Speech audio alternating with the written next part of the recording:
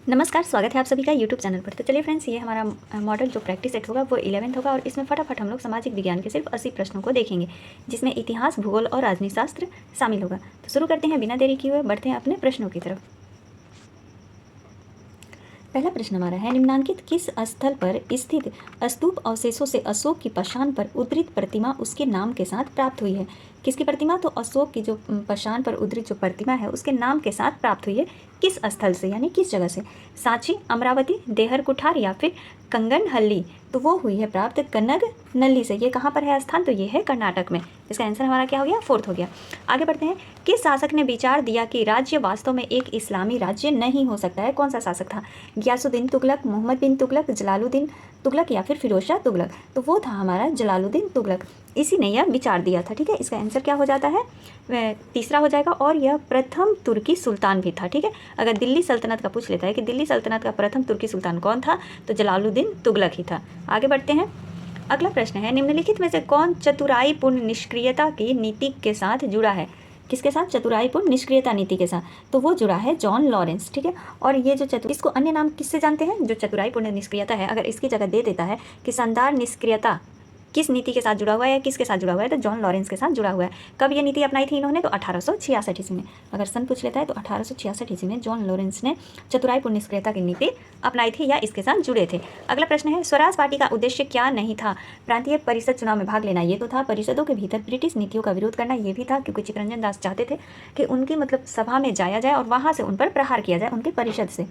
अगला है, यह प्रदर्शित करने के लिए कि परिषदें लोकतांत्रिक नहीं थी, ये भी बात सही है। 1919 के अधिनियम को सफल बनाने के लिए, तो नहीं, ये गलत है और यहाँ पर असत्य पूछ रहा है, क्योंकि 1919 के अधिनियम को सफल बनाने के लिए वो क्या करेंगे? ठीक है, तो इसका आंसर हो गया हमारा 4th, इसमें गलत पूछा है।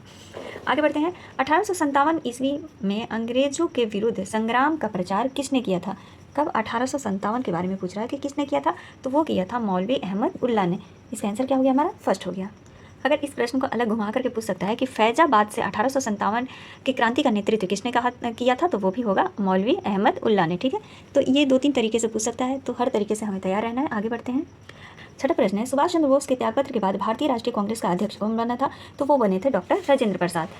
उस अंग्रेज अधिकारी का नाम बताइए जिसने चंद्रगिरी के शासक से वर्ष 1639 में मद्रास किस पर लिया था? तो पटेल पर लिया था। तो वो कौन सा अंग्रेज अधिकारी था? तो वो अंग्रेज अधिकारी था सर जॉन चाइल्ड। कौन था? सर जॉन चाइल्ड था।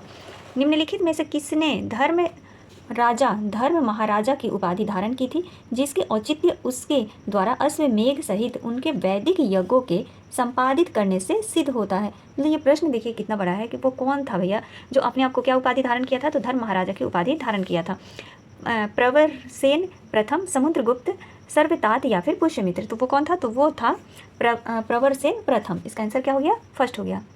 देखिए, जो प्रवरसेन प्रथम था उसने 4 अश्वमेध यज्ञ करवाए थे तथा एक वाजपेयी यज्ञ के अतिरिक्त अन्य वैदिक यज्ञों का भी अनुष्ठान किया था, इसलिए इसे धर्म महाराज की उपाधि ग्रहण की थी। ठीक है, 9वां प्रश्न है, सुल्तान मोहम्मद बिन तुगलक के शासन क्षेत्र को हिंद और सिंध शब्द का प्रयोग किसने किया था?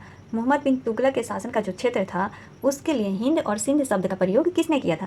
जियाउद्दीन बर्नी, इब्न बतूता, यहिया बिन अहमद सरहंदी या फिर अब्दुल मलिक इसामी? तो वो किया था इब्न बतूता। इब्न बतूता ने मोहम्मद बिन तुगलक के जो शासन क्षेत्र था उसको क्या कहा था? तो हिंद और सिंध शब्द का प्रयोग किया था उस क्षेत्र के लिए।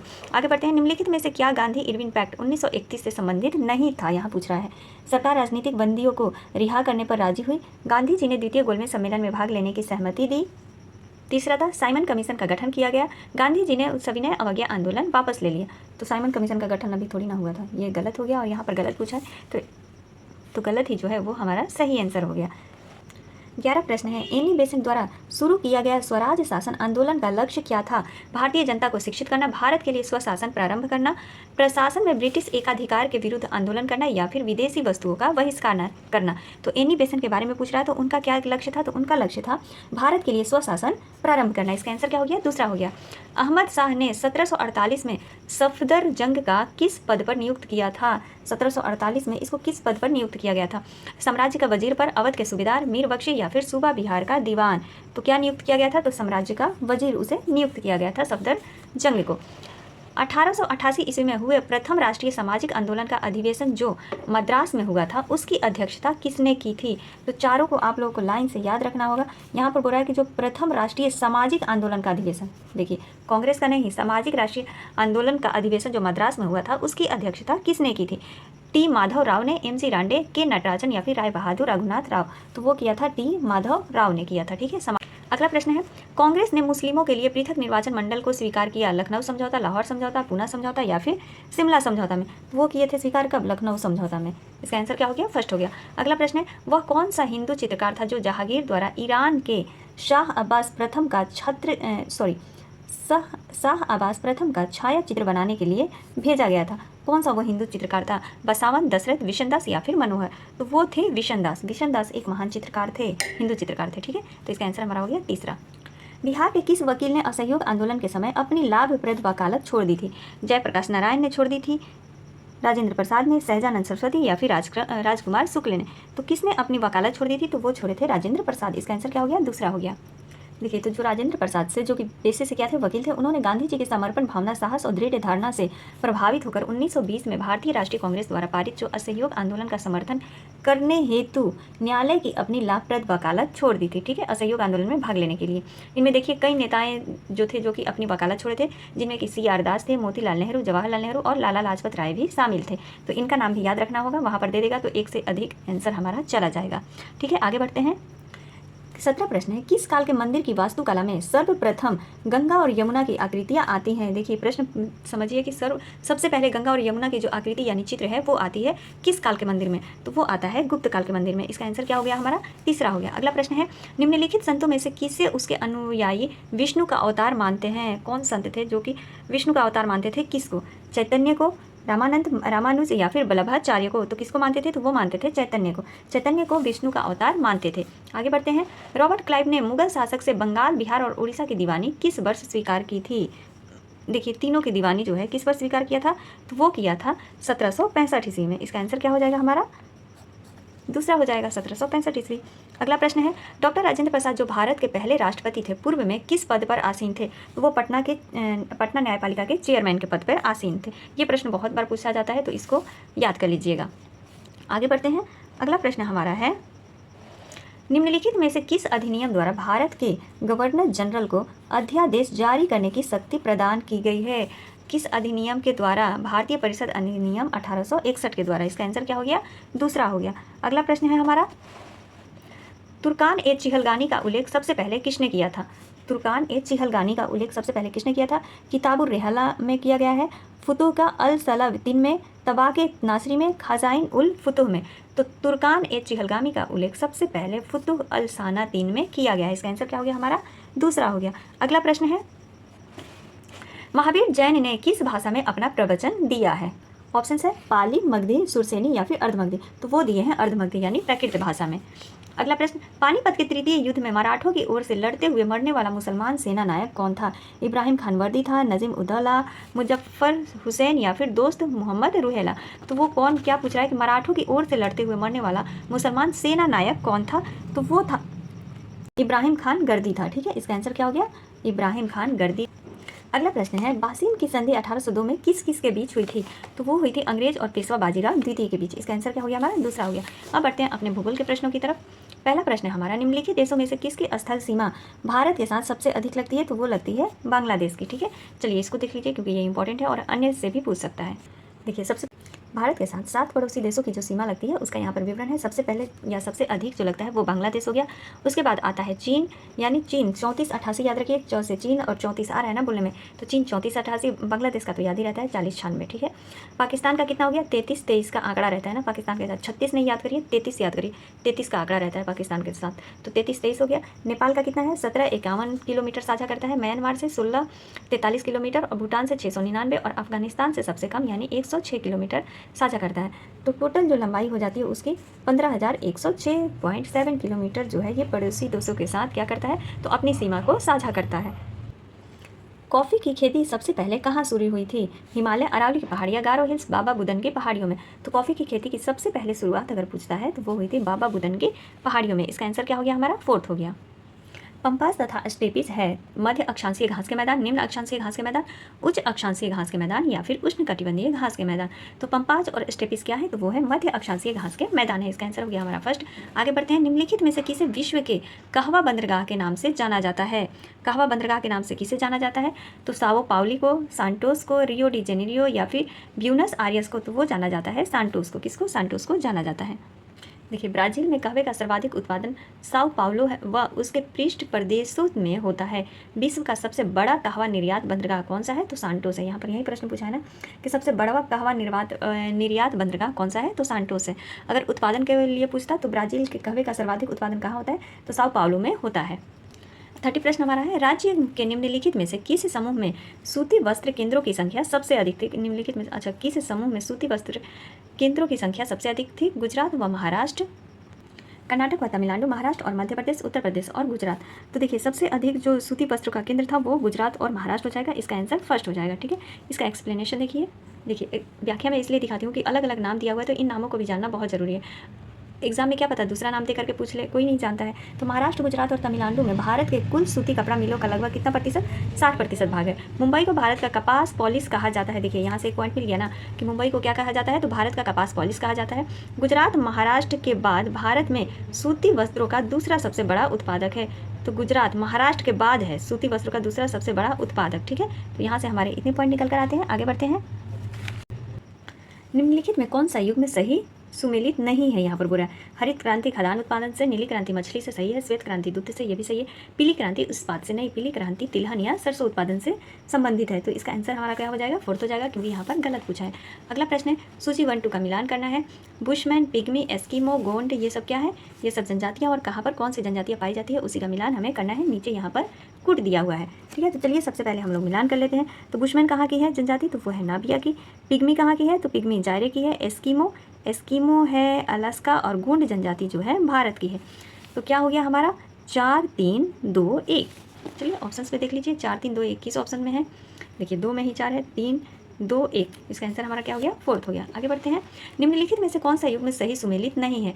पेश संकल्पना, वाइडल डी लाब्लास, रूको और जाओ निश्चयवाद किसने दिया? ग्रिफिथ टेलर ने, लेब्रेनसम, फ्रेडिच रेटजेल ने, या फिर व्यवहार याद इमैनुअल कांट ने।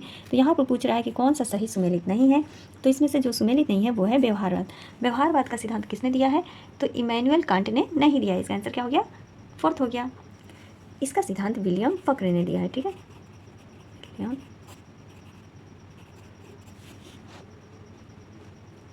चलिए आगे बढ़ते हैं। कृषि के अत्यधिक विशेषीकृत रूप का संबंध किससे है? जिसमें कहवा, चाय और रबड़ जैसी फसलें उगाई जाती है। बहुविधि फसल से, बगानी फसल, सीढ़ीदार खेती या फिर विस्तृत खेती से। तो देखिए, यहाँ पर हमारा क्या बोल रहा है कि ये सभी जो फसलें उगाई जाती हैं तो वो बगानी फसल से ही होगा। इसका आंसर हमारा क्या हो गया? दूसरा हो गया। आगे बढ़ते हैं, बिहार के किस जिले में गंगा नदी सबसे लंबी है? तो गंगा नदी कहाँ सबसे लंबी है? पटना में है। निम्नलिखित में से कौन सी नदी ज्वारंद मुख का निर्माण करती है? ज्वारंद मुख का निर्माण कौन सी नदी करती है? तो ताप्ती नदी करती है। इसका आंसर क्या हो गया? दूसरा हो गया। 37 प्रश्न है, कोयला और खनिज तेल किस प्रकार के चट्टानों में पाए जाते हैं? कोयला और क्या बोल रहा है? खनिज तेल के बारे में बोल रहा है। तो वो पाया जाता है अवसादी चट्टानों में। इसका आंसर क्या हो गया? दूसरा हो गया। निम्नलिखित में से कौन कृषि की उस प्रणाली का वर्णन करता है जहाँ एक बड़े क्षेत्र में एक ही फसल उगाई जाती है? किस चीज़ का वो वर्णन करता है? स्थानांतरण कृषि का, वृक्षारोपण का, बागवानी का, या फिर गहन कृषि का? तो वो करता है वृक्षारोपण का। इसका आंसर हमारा क्या हो जाएगा? दूसरा हो जाएगा, क्योंकि यहाँ पर प्रश्न बोला है कि कृषि की उस प्रणाली का वर्णन करता है जहाँ एक बड़े क्षेत्र में एक ही फसल उगाई जाती है। तो वो वृक्षारोपण हो गया। आगे बढ़ते हैं, अगला प्रश्न है, कौन सा ग्रामीण बस्ती वृत्तीय आकार के रूप में मानी जाती है? किस आकार में? वृत्तीय आकार के रूप में मानी जाती है। कौन सी वो बस्ती है? तो चलिए ऑप्शंस देख लीजिए। इस आकार में सड़कें आयताकार होती है। यहाँ पर वृत्तीय आकार की बात कर रहा है, यहाँ पर आयताकार दे दिया। घर सड़क और रेलवे लाइन के किनारे स्थित होते हैं। झीलों के किनारे गांव का विकास होता है। वे कृषि गांव हो सकते हैं। तो कौन सी भैया वृत्तीय आकार के रूप में मानी जाती है ग्रामीण बस्ती? तो झीलों के किनारे जो गाँव का विकास होता है वहीं जो ग्रामीण है उनकी बस्ती किस नाम से जानी जाती है? तो वृत्तीय आकार के रूप में जानी जाती है। इसका आंसर क्या हो जाएगा हमारा? तीसरा हो गया। अगला प्रश्न है, जनसंख्या विस्फोट संबंधित है। जनसंख्या विस्फोट किससे संबंधित होता है? तो वो संबंध आ जाता है कि जननांकीय संक्रमण का सिद्धांत किसके द्वारा दिया गया है? तो किसके द्वारा? विकास W.S. थॉम्सन तथा W. बोटेस्टीन द्वारा दिया गया था। ठीक है, किया गया है।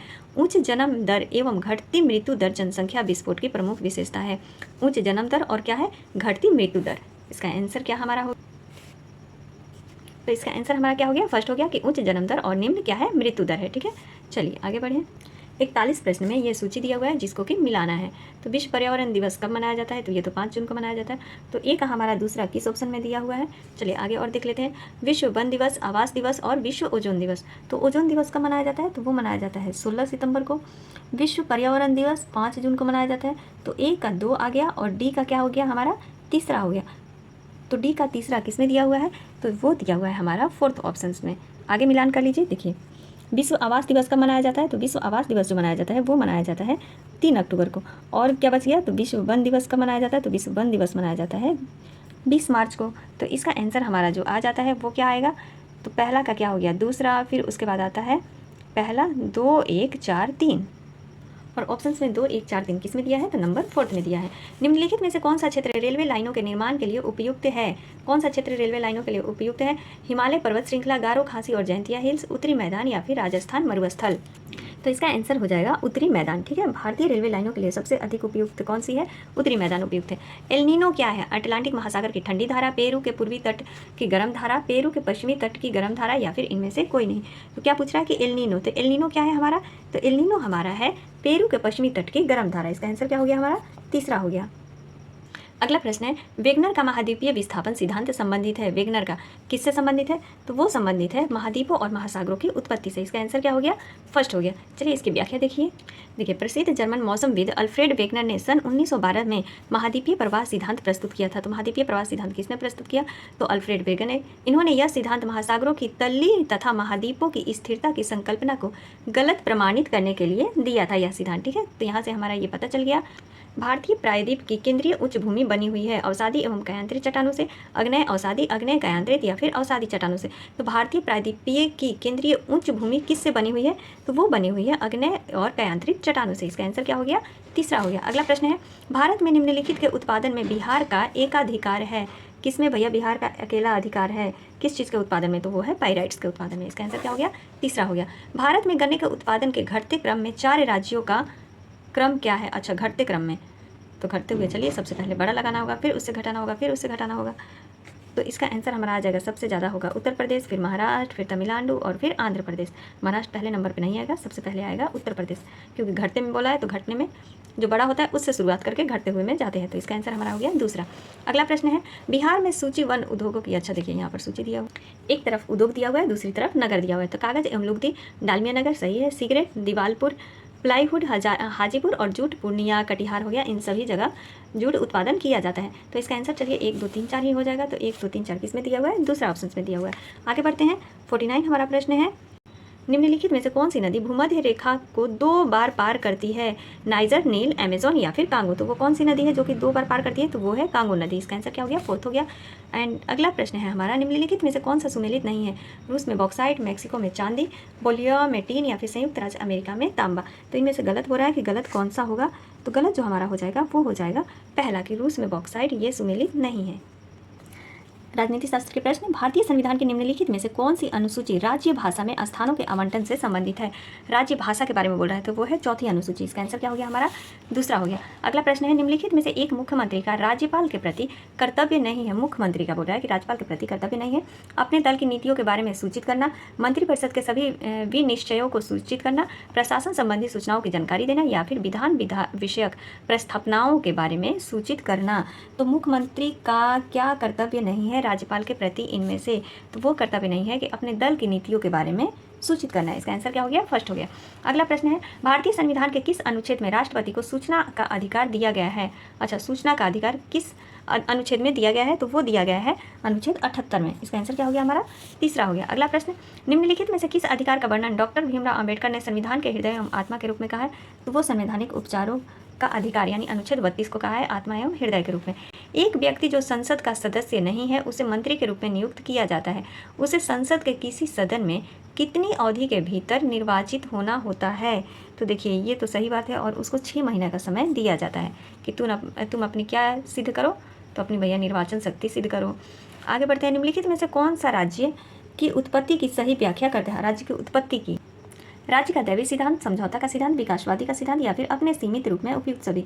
तो विकासवादी का सिद्धांत जो है राज्य की उत्पत्ति की सही व्याख्या करता है। अगला प्रश्न है, निम्नलिखित में से किस मुकदमे में भारत के सर्वोच्च न्यायालय ने संविधान का मूल ढांचा सिद्धांत प्रतिपादित किया था? किस मुकदमे में ये किया था? तो वो किए थे केशवानंद भारती बनाम केरल राज्य में। इसका आंसर क्या हो गया हमारा? फर्स्ट हो गया।